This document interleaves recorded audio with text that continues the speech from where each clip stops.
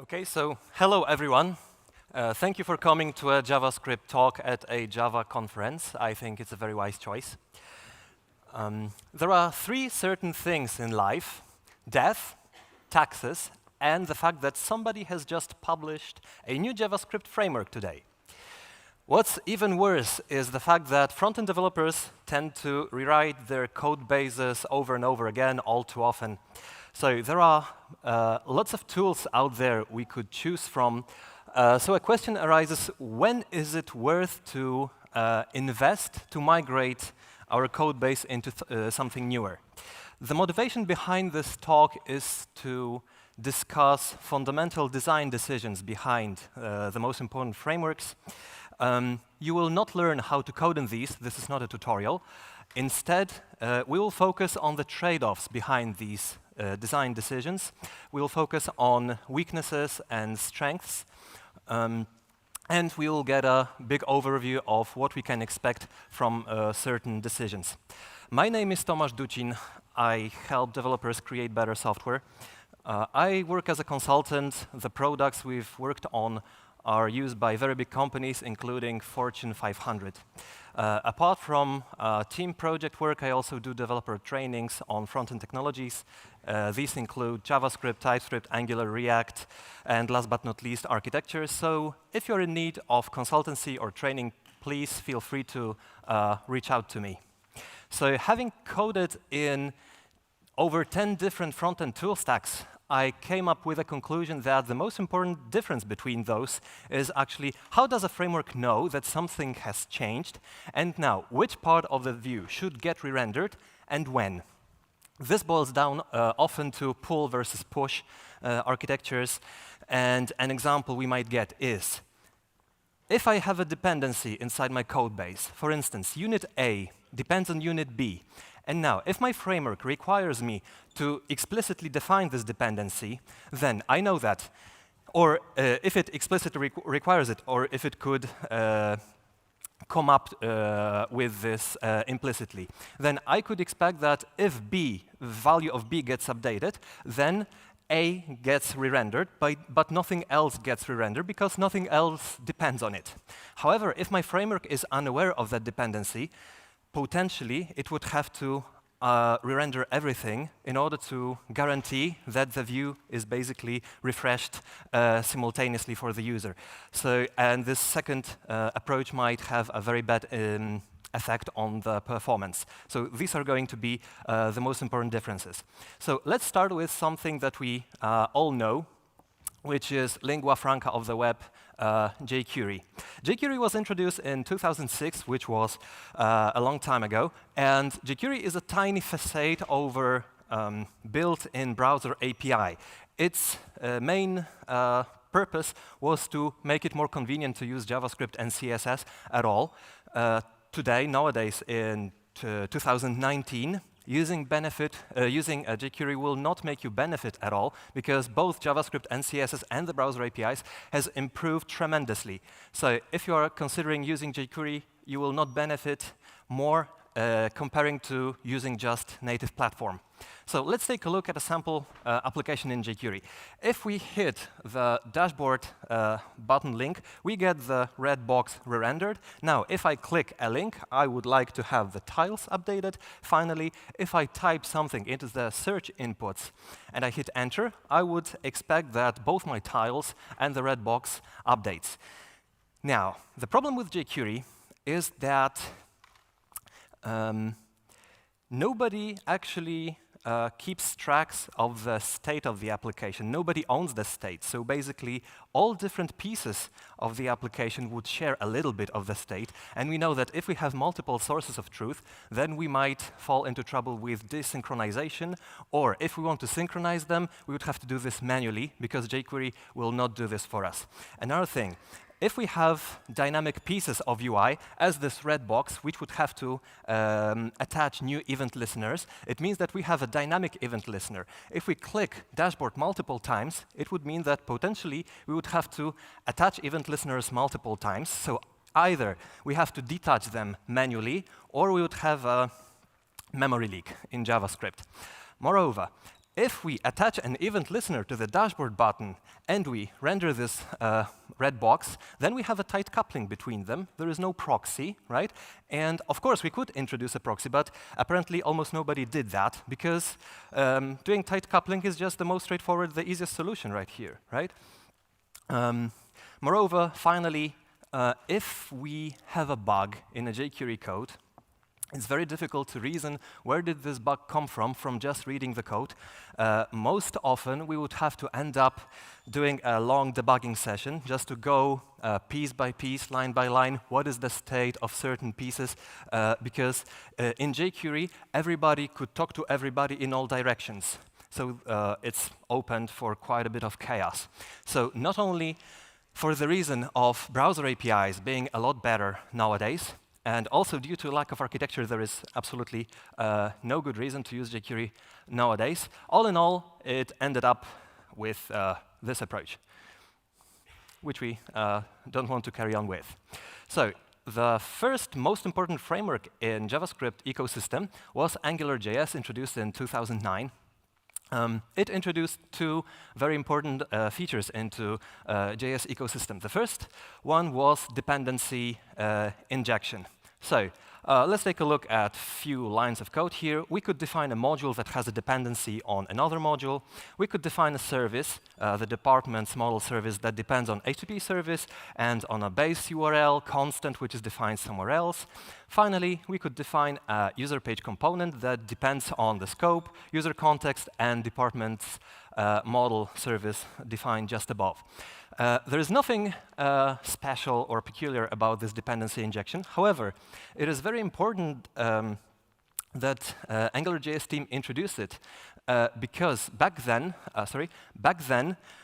JavaScript had no built-in modularity, no built-in system to declare dependencies. So basically, front-end developers ended up adding lots of script tags. So it was inconvenient for not only adding multiple script tags, but also, what was even worse, maintaining the order between them.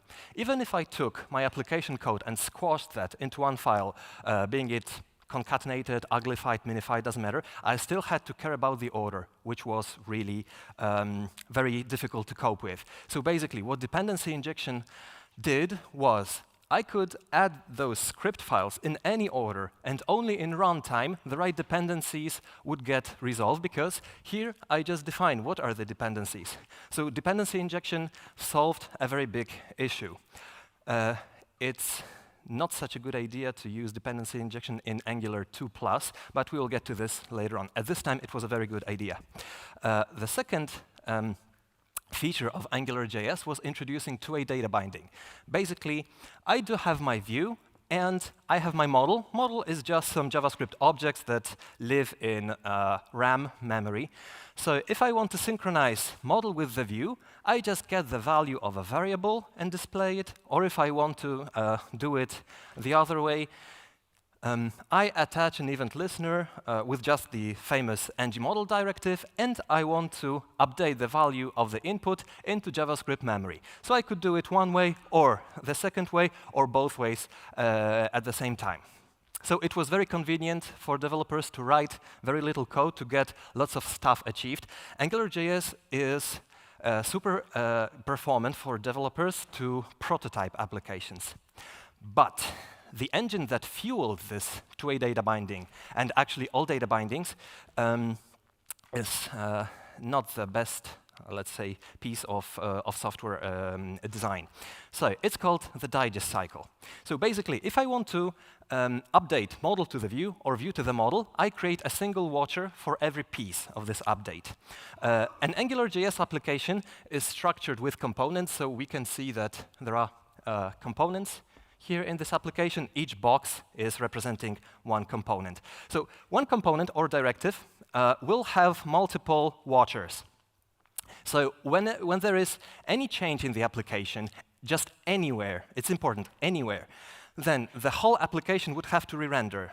So it's a lot of work to do. So basically, the root component would have to run all the watchers, see if the value, the new value is different than the previous value, iterate through all the watchers. Then iterate through the tree of components, iterate through all the watchers of this component, and again, and again, and again, again, and so on. So I would have to re-render the whole application. Finally, it might happen that I have a service that shares some memory, and I would like to update a value of the service that another component depends on, and this dependent component was already rendered.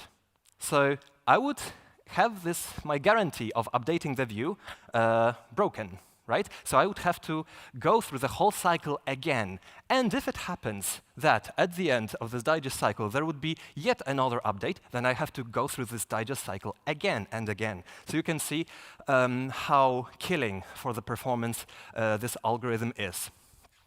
This was AngularJS. It was not meant to be a production-wise application system, at least not such big systems as we have nowadays. The problem here is that when we were updating the values of the services, it was a pool-based approach. So basically, we were updating just a property, and the property does not let anybody know that it has changed, right? So AngularJS does not track what should I update if a certain piece of my application updates. So in order to guarantee the freshness of the application, I have to update everything, because everybody talks to everybody in all directions. So the less framework knows about my application, the worse performance we can get. So a completely different approach has been chosen by the React team, which suggested something completely different, the virtual DOM idea. But before we dive into it, let's take a look at how React components look. By the way, how many of you are using React? OK, some of you, maybe 20% of the audience. So just a quick reminder. We create a React component just by creating a class that extends React component. There is the most important render method internally. It has to be implemented, and the render method returns some piece of the view, some markup. What is important? It's not being injected into the DOM yet. What render returns is a virtual representation of the view, and this is a very complex inversion of control technique that React is going to work on a virtual representation of the DOM a lot until it actually touches the DOM in order to get better performance. We will see this in a while. So a component will often have some state. So what React changes is React introduces ownership of the state. It has to be explicitly said that this component owns some state. It will be very important in a while. Our example component has a button on click handler. So basically, when we click the button, a function will be called, and this function calls this.setState. SetState is the gatekeeper of React. This is a method that tells that the state of this component has been updated, so potentially the view needs to get re-rendered. So whenever we update the state, React will have to re-render this. Still, we are in the virtual phase. So we will re-render, and we can see that this .state.count has a new value already, so it will create a new representation. So not only the current component have to re-render, but potentially this component might have child components, either one or multiple children, that may depend on its state or not. In this case, child component gets a count property called prop. It gets some piece of data from the parent. And also, this means that not only this component will re-render, but also all its children recursively. So the improvement that we have here is that not all application will get re-rendered but when a certain piece of state gets updated, this component gets updated and all its children, but nothing else. Neither the siblings nor the parents. There is basically no need. React introduces one-way data flow. So now, it's not that everybody can talk to everybody. No, we introduce one-way data flow. The data will flow only from up to down. There is only one direction possible. So We have seen a class component so far. A class component is basically an object, so it has an identity. It resides in RAM memory, which is pretty obvious. And we have function components that do not have any identity. There is no this, so there is basically no piece of memory that this component would reside in. React introduced view as a function approach, so that for given props, I would like to have some markup. I would like to get some view. So it's making as little code to define our view as possible. React probably requires us to write the least code comparing to, for example, AngularJS and Angular. These two are equivalent. There are some additional features like React hooks that I'm not going to cover in this presentation because it could not basically fit into one talk. So, React ecosystem, React community came up with an idea of component architecture, which basically introduces a distinction between smart and dumb components, or being more politically correct, container components and presentational components. The distinction is based on the fact that presentational components are responsible for how the component looks like, so just HTML, CSS, this kind of concerns. And the container is responsible for doing the whole application logic, which is doing web services calls, managing state, managing user data, cache invalidation, and so on and so forth. So if a presentational component has a button and this button is clicked, this component should not know what is its purpose. So basically, the parent, the container component, would create a function that would have encapsulated call to this.setState, and it would pass this function. It would be a closure. It would pass this function into the child. So, and the child will basically get a function. It's like command handler pattern in object-oriented programming. When the button is clicked, I call a function, but I don't have any idea what this function is doing. So it's just a very nice separation of concerns. Component architecture makes so much sense that it's used nowadays in React, AngularJS, the new versions, Angular, Vue, and so on and so forth. It's a very general approach to do modern frontend nowadays. So let's get back to re-renders. As in all platforms, there are operations that are cheaper and more expensive. In backend programming, we know that the operations on processor are the fastest because everything is already in the processor. Operations on RAM memory are still quite fast, but if we want to process something from files, we would have to open these files, read the data, right? And we have to wait on I/O operations. And the worst ones are network operations because not only we have to wait for them, but they're also prone to network fallacies. And similarly to the expensive operations. In the browser, the most expensive operation to do is to manipulate the DOM. So for instance, if I want to add a DOM node or remove a DOM node, or I add a class or remove a class, potentially I would have to recalculate all the coordinates of all the divs, spans, articles, p, divs, and so on. And afterwards, I would have to repaint the whole application. So the thing is, I have to do it anyway because there is no way to update the view for the user. But the thing is, I would like to do the manipulations on the DOM in the shortest period of time that is possible. So the idea behind React is to collect all small atomic changes, and when I have already collected them, just walk into the DOM, do pick, pick, pick to do the changes, and go back, so that there is only one recalculation of the DOM.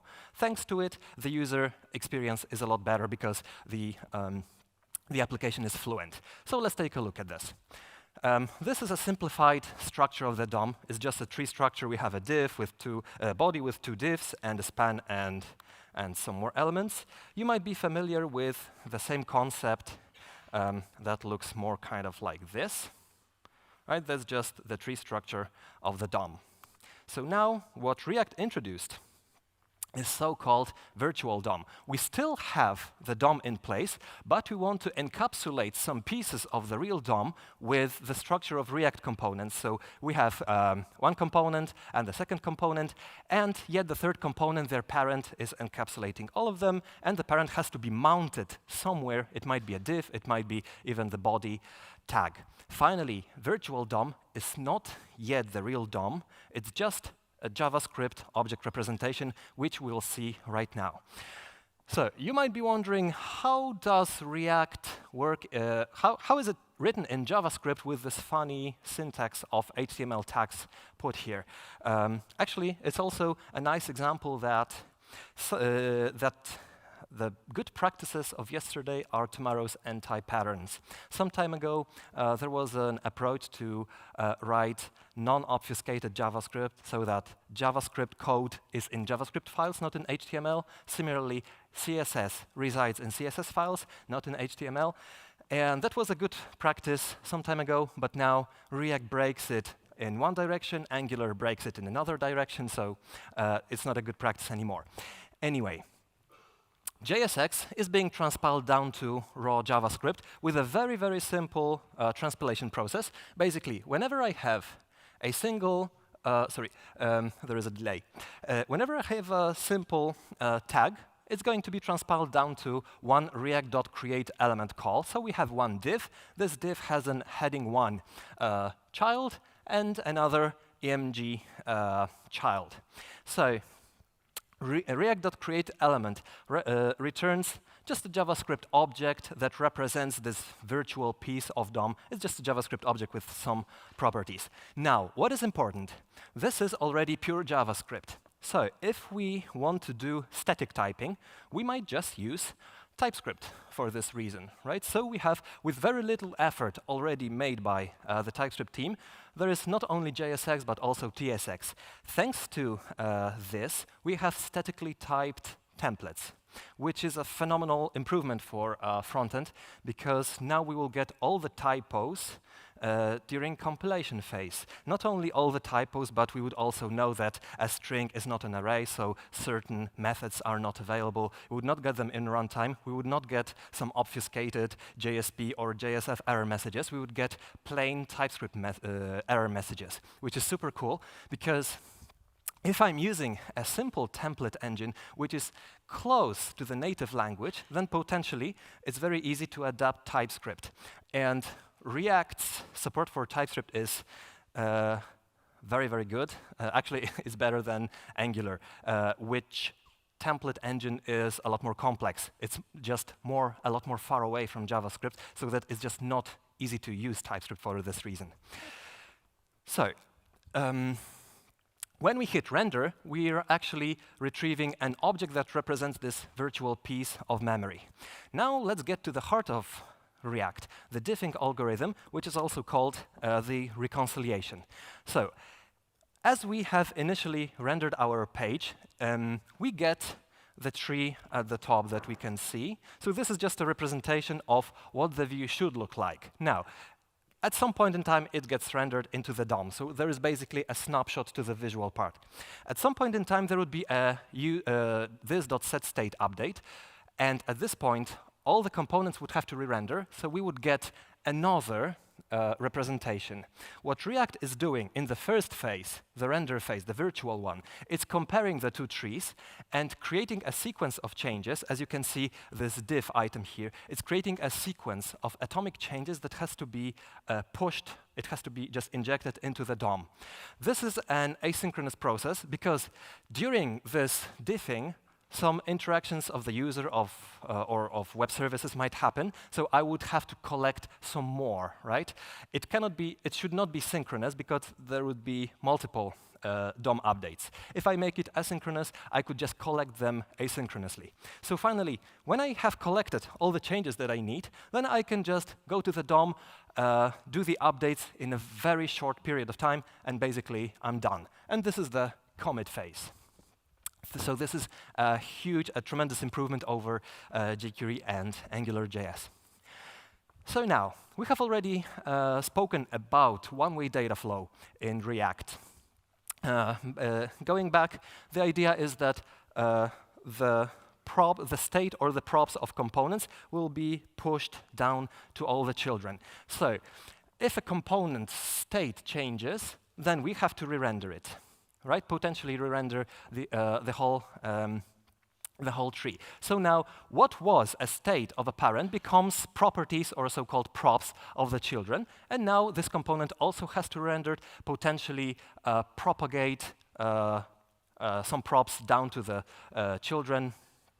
So this is just the idea. As you can see, if I would update this component, there is no need to update another piece of the tree. You might be thinking, where does the React name comes from? What is actually reactive in React? So the answer is pretty simple. The inversion of control technique behind React makes me as a developer only responsible for declaring what the view is, how it looks like, but I don't ever care about when I should do it or which part of the view I should re-render. So I don't care about this. React will do it for me as long as I use the API to update the state. So basically, as long as I'm doing this.setState or hooks, I'm safe. Now React reacts to state changes with updating the DOM. That's the idea.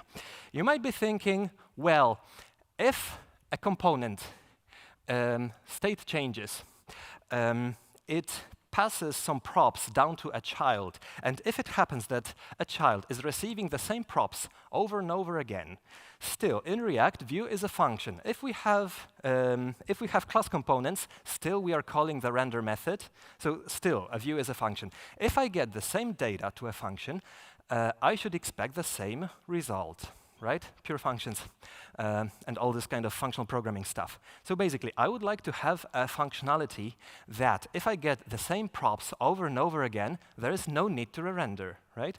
And this is what I can use pure components or memo components for.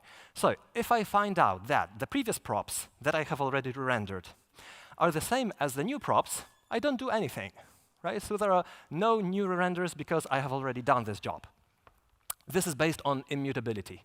It's very straightforward. If I have a functional component, the only thing that I change is I have to wrap this component with a react.memo call. That's all I do in functional components.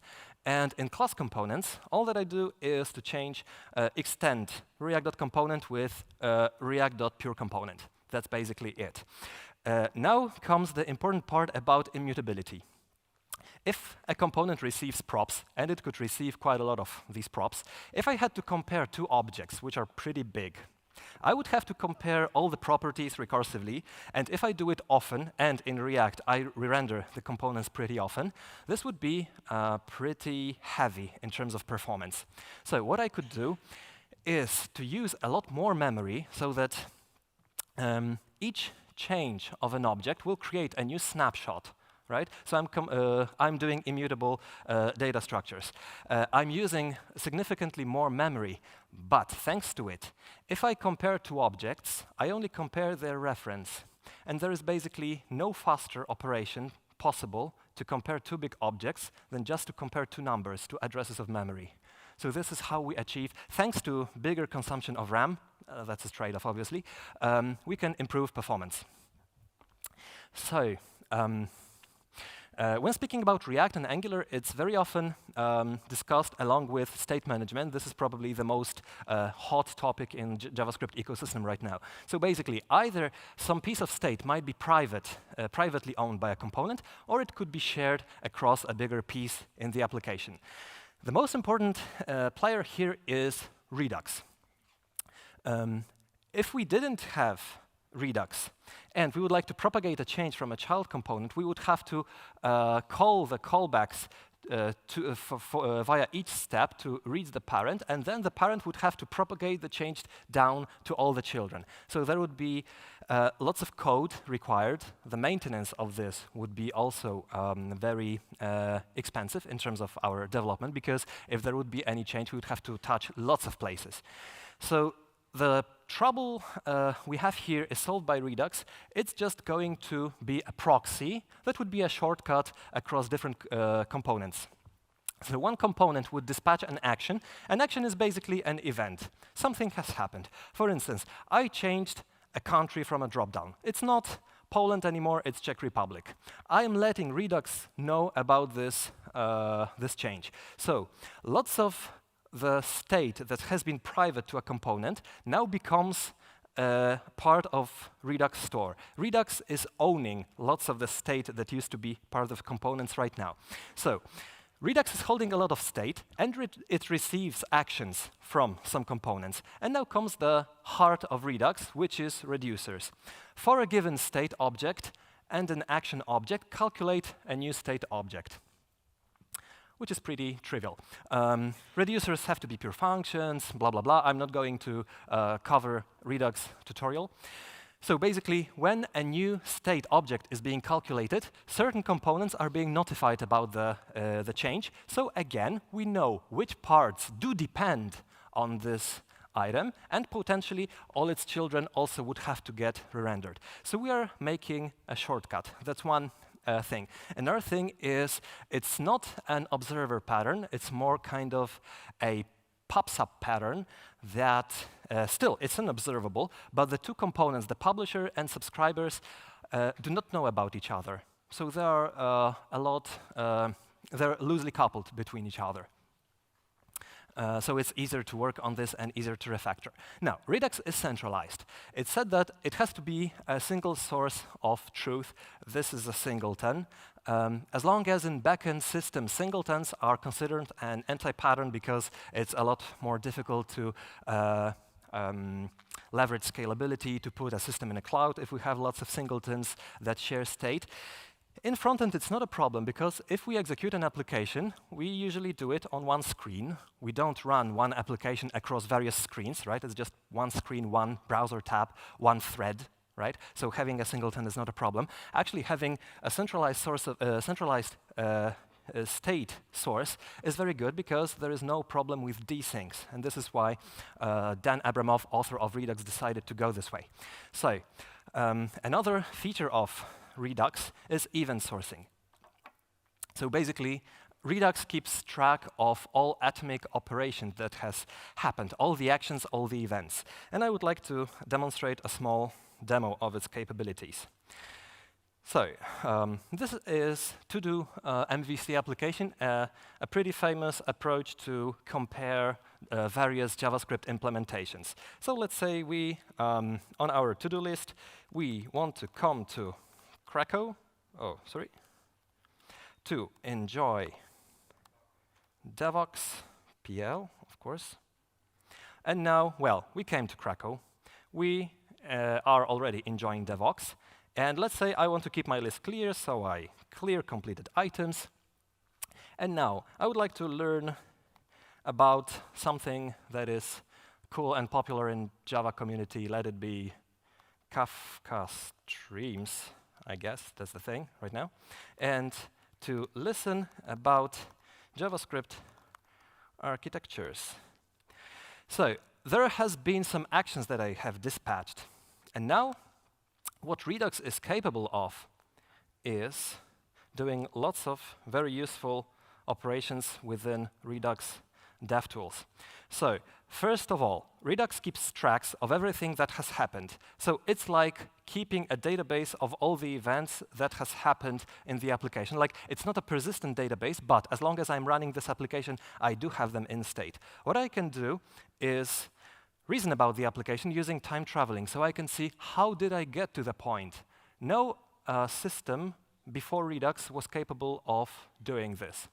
What event sourcing allows me to do is, for instance, what we had in Back to the Future movie. I hope you all know this. When Marty McFly came back 30 years ago to the times of his parent, he has given the almanac to a bad guy, and there was a new branch of history, right, that arrived. Redux is also capable of doing it. I could see what would happen if some action has not taken place. So if I didn't clear the marked items, what would the history be? So let's take a look how this would look like. It's just not cleared. Or for instance, if I have cleared, but I didn't, let's say, mark enjoy Devoxx conference as done, because Devoxx is still taking place, so I'm still enjoying Devoxx. So I could see alternative branches of history. Now, let's say that we do have a bug in this application, and I'm submitting a bug to some bug tracking system. I should declare what are the steps to reintroduce a bug, but additionally, I would download what are the actions here. So I'm basically downloading a JSON file, just a JSON file that would include all the actions. And now, when I submit a bug, another developer would open my application, and that developer would simply upload the state.json, and voila, the person knows what was the state, how did I get there. So it's a lot easier to reason, not to mention that this developer could see what would happen if, and so on and so forth. Imagine all the situations where you came to an old legacy system where you had to fix bugs that were introduced by some developers who have left the company lots of years ago, right? And there is nobody who would know how does this code work. Now, having everything in place, it's a lot easier to reason. So we covered time traveling, we covered alternative branches of history of what happened in our application. One more feature of Redux I would like to discuss is hot module replacement. So basically, the thing is,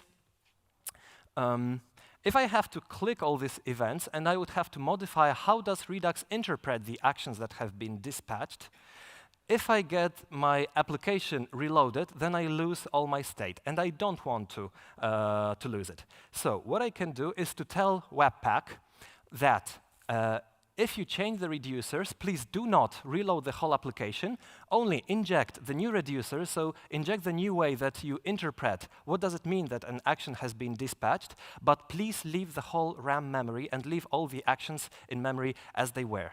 So we might, for instance, change that instead of having just a text string, we would like to have text to uppercase, and without any additional workload, we get the things. Or if we wanted to do something more like, James Hetfield style, yep, we can get the same things over and over again. Yeah, so hell yeah. Now imagine that we are working in a banking system, and there is a bug in banking scheduling transfer process. It's a multi-step process. First, we have to open a model. We define a model window. We define whom do we want to pay, when, how much, etc. In the second step, the system asks us, are you sure that you want to pay this amount to this person, blah, blah, blah.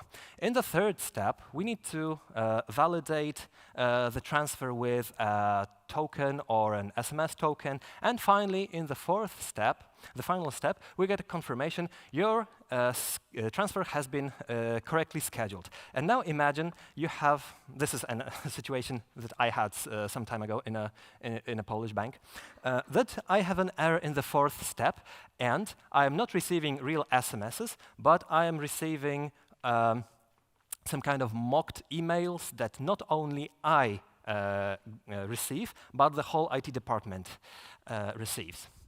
So that was pretty cumbersome to use. Now, what I would do in this case is I would basically click through all this process to the final step once, and then I would only modify the logic of the reducer.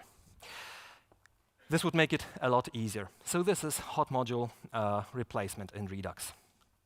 So having said that Redux is pretty powerful, I need to be fair and to say that this event sourcing is really, really powerful, but it comes at quite a big cost. So we have to implement constants, we have to implement action creators, reducers themselves, we have to learn about functional programming patterns. If we want Redux to be performant, we also have to implement selectors to leverage immutability. If we want to have more complex application flow, we would use plugins for Redux called middlewares. The most important ones are Redux Tank, Redux Saga, or Redux Observables, the epics, reactive ones. And last but not least, finally, we would have to implement a bridge between Redux and specific frameworks components. like React, Redux, or some other implementation. So there is quite a lot overhead that we would have to do. So we can get a lot using this front-end event sourcing, but the price is pretty high. Now there comes a question, what if I would like to get the benefit of not drilling this application down through all the steps, but I am not sure if my application is big enough or complex enough that I do really want to pay the price for this event sourcing. My choice of preference for small applications or applications that I don't know if they will grow much is to basically introduce a small pub sub for small piece of the state anywhere. So basically, this could be a 2-liner, 3-liner. So if I implement it very fast, I don't regret removing it very fast because there was not much invest, so I can basically remove. But the thing is, these components would be already customized to subscribe to some source of data.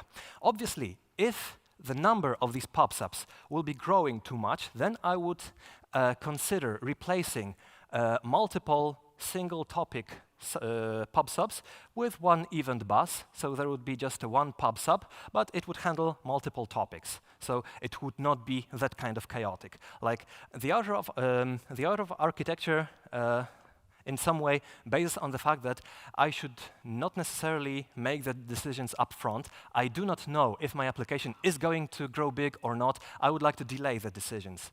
So this is an example way to do this.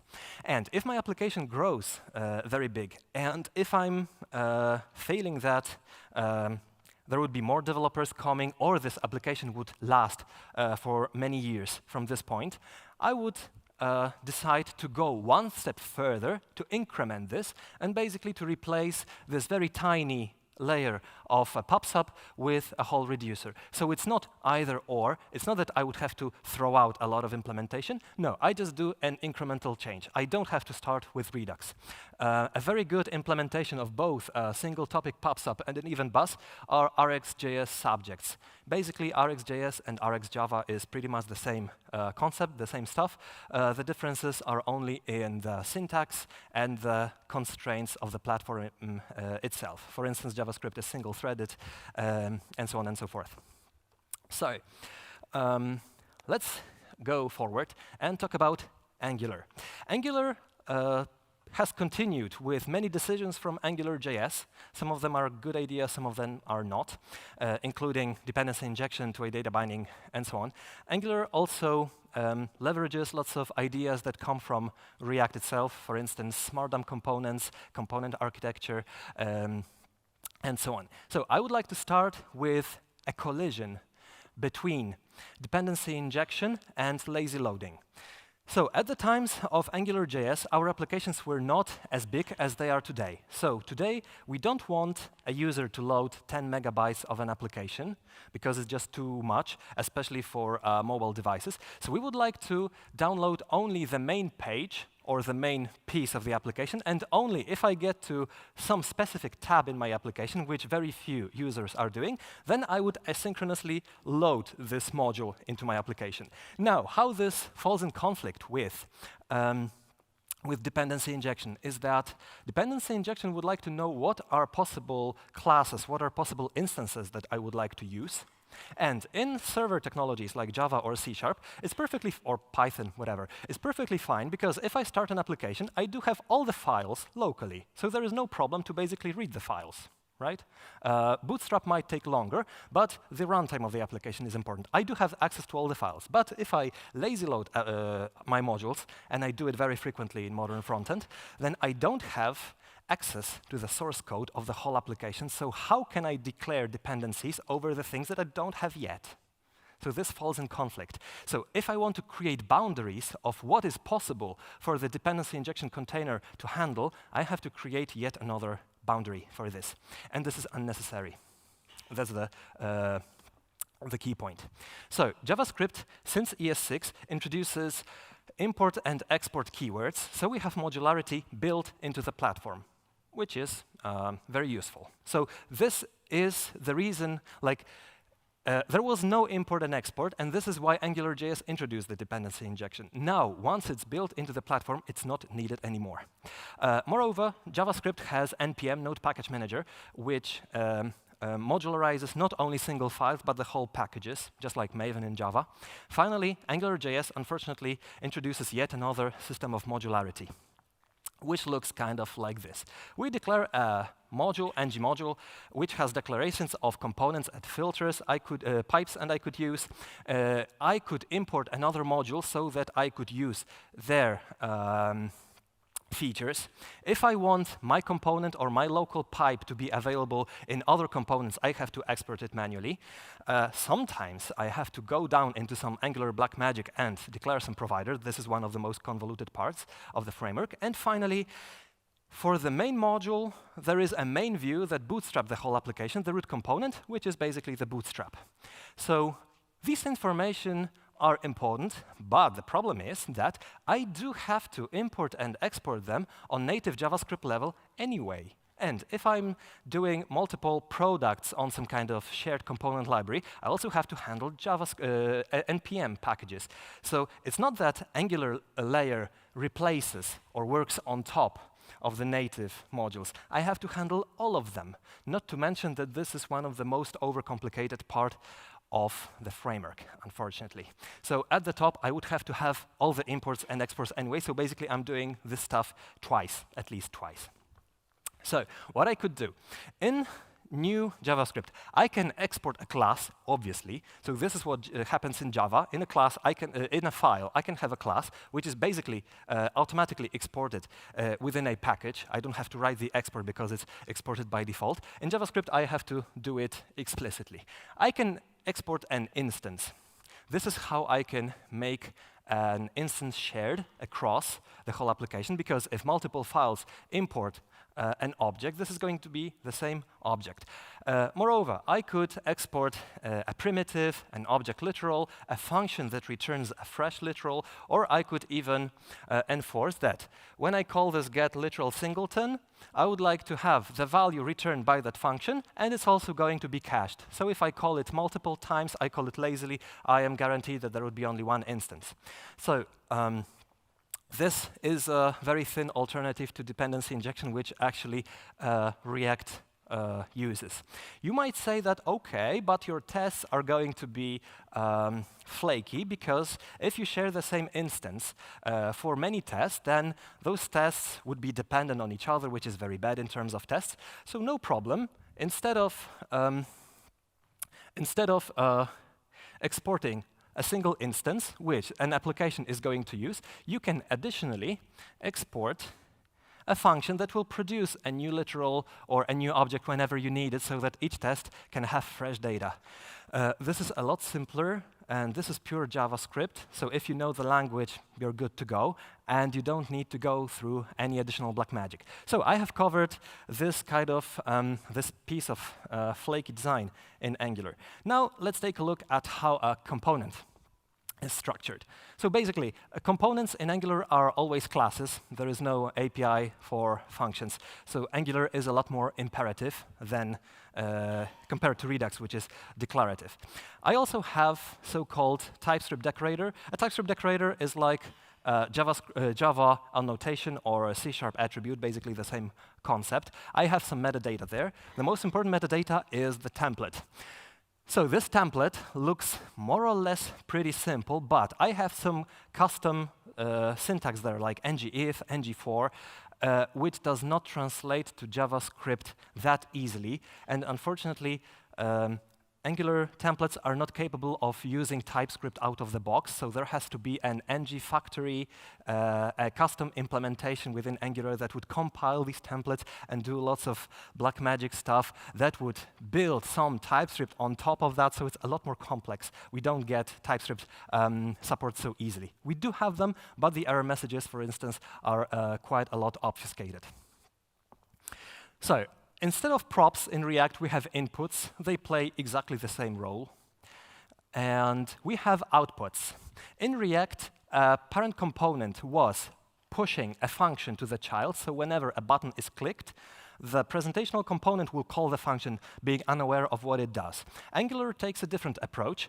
This component is going to emit an event, and potentially the parent would subscribe to this event. This is all fueled by RxJS. So basically, we have an output, which is an event emitter. It's an Rx subject. Basically, it's an Rx subject.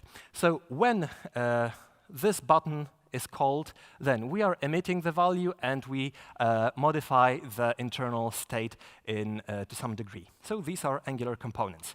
Now, important piece of Angular is its chain detection algorithm. So in AngularJS,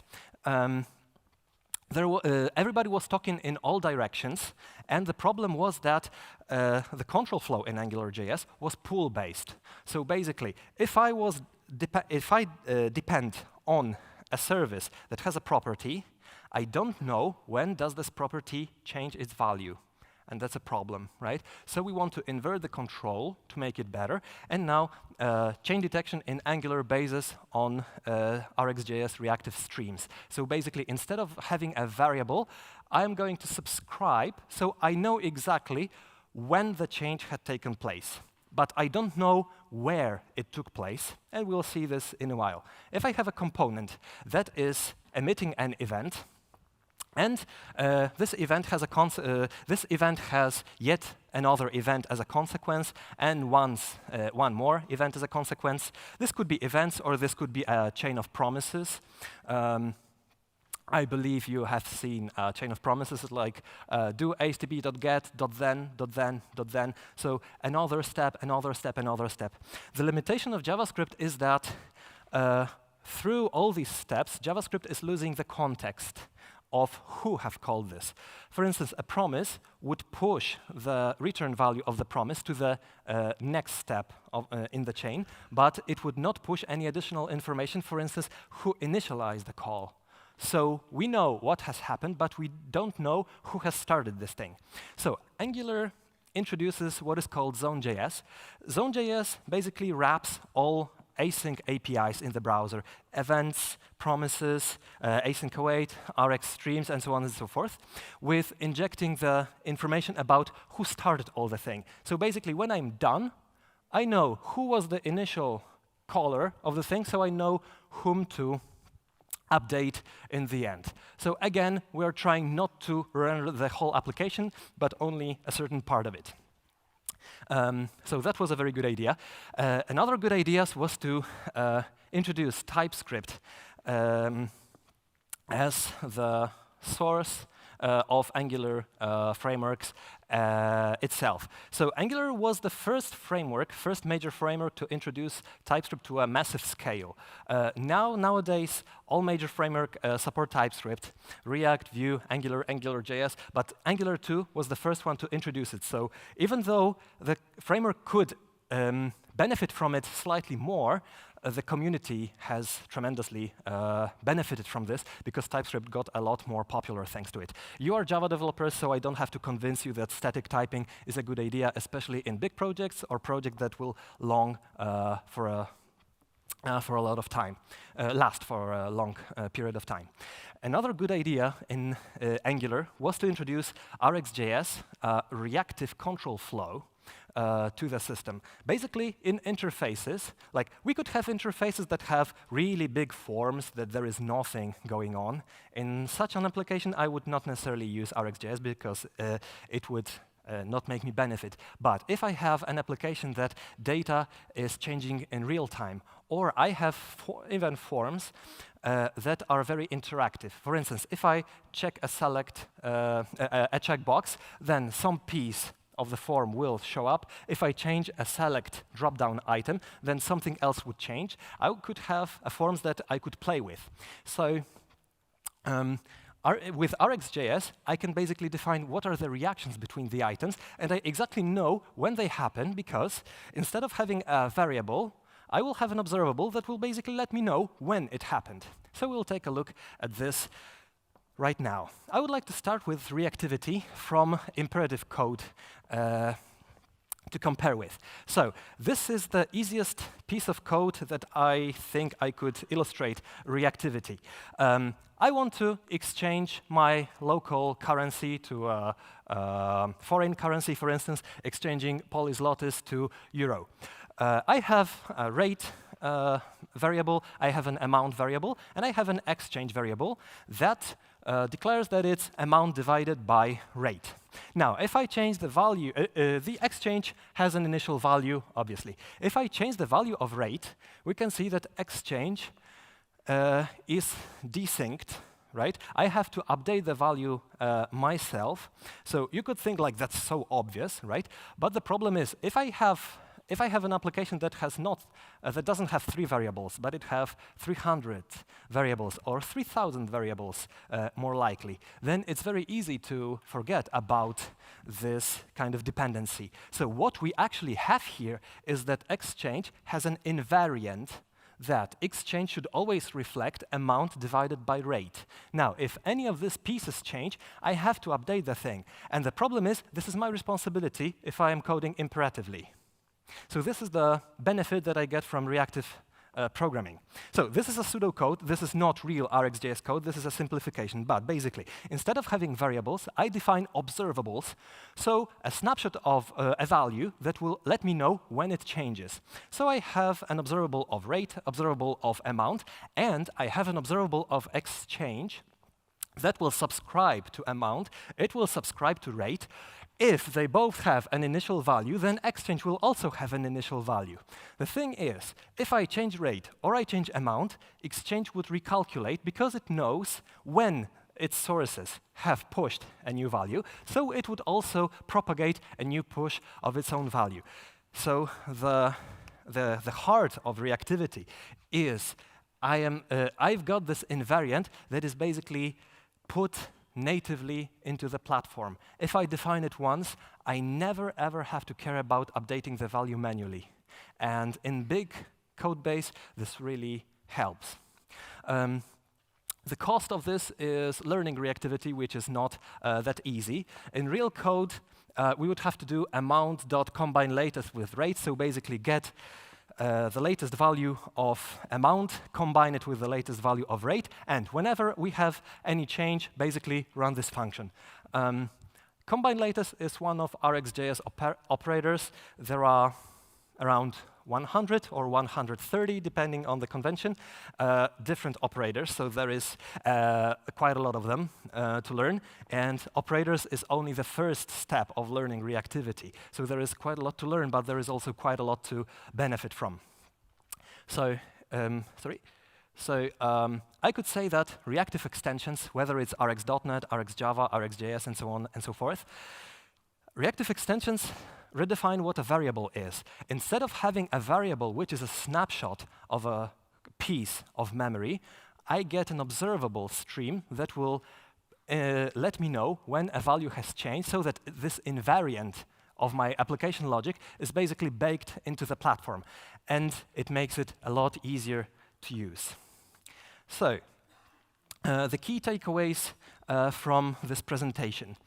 First of all major frameworks support TypeScript, so please use it. Whether you're doing AngularJS or jQuery, the old ones, you'll have very good typings, despite the fact that those frameworks were not written in TypeScript. React is also not written in TypeScript. React, Vue, and all these tools will make you benefit a lot. Redux is very powerful, and so is event sourcing. Also, it has support for all the frameworks. We could use Redux for React. We could use NGRX for Angular, which is absolutely the same thing, but is more reactive. We could use Vuex and all other similar tools. However, implementing this comes at a big cost, so if you're unsure if you want to make that investment, go with a PubSub implementation. Now, if you want to choose a framework, that's a debatable topic, but if you're not scared of functional programming, if you're familiar with functional programming, React seems to be the state of art of Frontend 2019, according to lots of surveys. You write potentially small code that would be very performant, and it's very clear. What is nice in React is that you don't have to learn many things, but if you forget something, you can deduce it. You can think it out. In Angular, more you have to learn by heart. Things are not that easy to deduce. You basically have to go through documentation over and over again, and you have lots of custom syntax.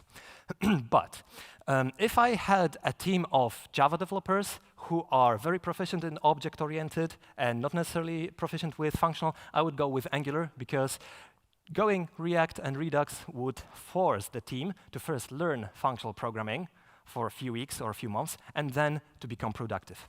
Finally, if I find myself in a situation where I have multiple code bases written in various frameworks, there is no need to rewrite the code base to make it in a single, let's say, tool stack. We could leverage microfrontends, and that's a very broad topic. And apparently there is another talk about this. But basically, I could go with either iframes or bundled applications with a host app that when I click one link, a new application would be bootstrapped, either linked via iframes or basically bootstrapped with a bundled Webpack application. I would be bootstrapping this application, I would be destroying them, and I could, basically the host app would collect events from the sub-applications. All in all, this is a separate topic, standalone topic, but I don't have to rewrite these things. Go and learn about microfrontends so that you don't have to rewrite the code bases. So that was quite a lot of stuff, I guess. That's all I've got. Thank you very much.